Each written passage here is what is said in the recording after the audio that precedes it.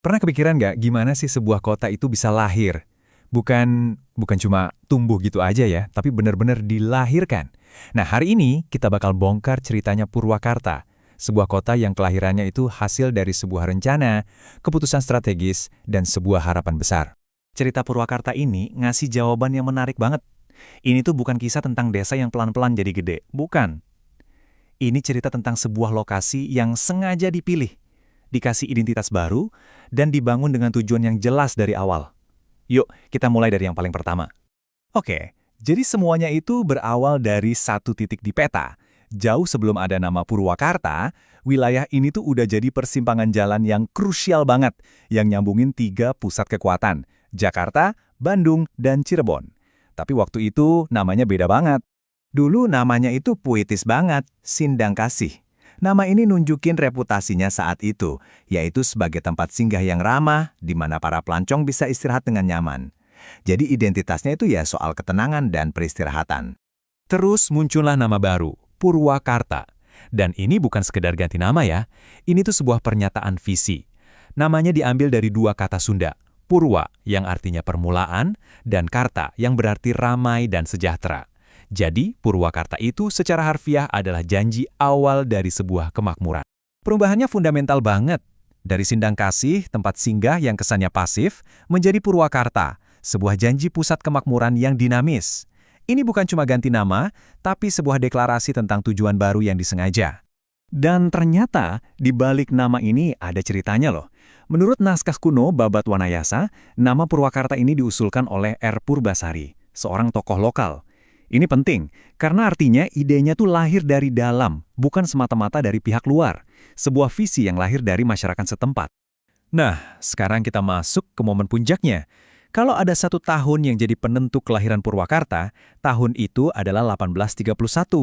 Disinilah semuanya jadi resmi. Terus, kenapa sih harus ada ibu kota baru?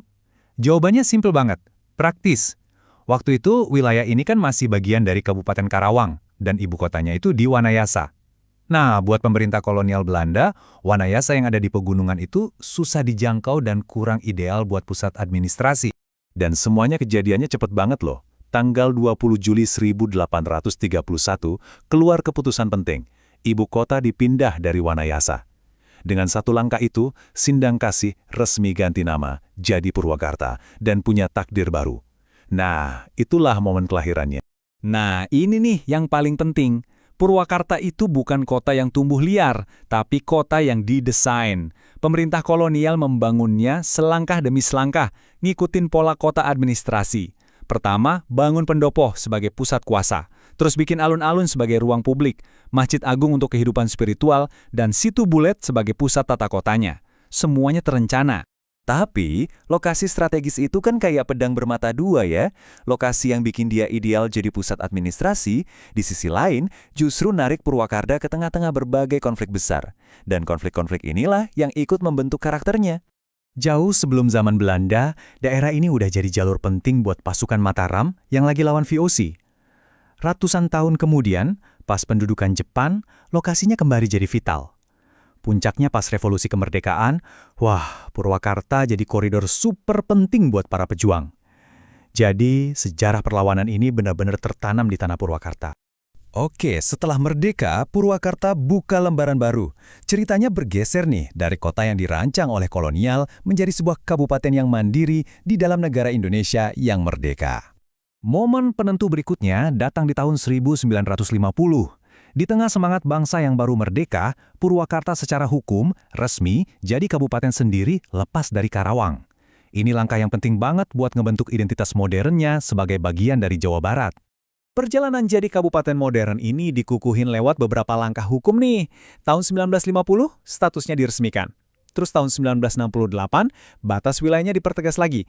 Dan di era otonomi daerah, Purwakarta terus berevolusi jadi pemerintahan modern yang kita kenal sekarang.